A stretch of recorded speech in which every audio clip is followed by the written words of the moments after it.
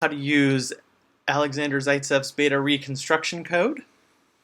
So the first thing that is required is that you have an MTEC distribution. So add your path to your MTEC distribution here. And the second thing is to make sure this is the right order. Okay? This assumes that in your Eng file, phase 1 is your alpha phase.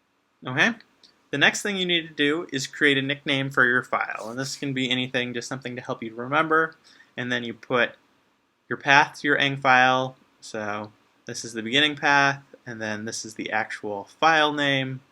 Both of these put together will give you the complete path to your file. And after you've done that, you hit the Run button.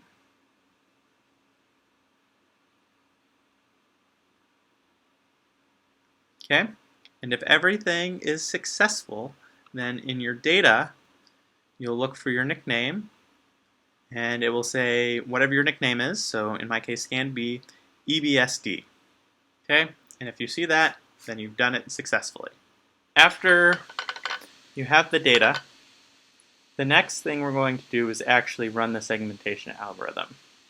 And this takes place in the main file. Okay? And the only thing that you should change is the size par variable. And this is based on how big the beta grains are. 2 is a good default if you don't know what else to pick. And you click Run. When the code is done running, then you can see the plots. So you click on Figures, whatever you nicknamed it, and here are the plots right here. Have your original alpha data. You'll have white where it was beta phase and black where it was alpha phase. Confidence index.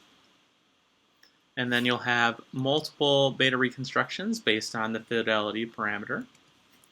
And you can pick which one you think did the best segmentation.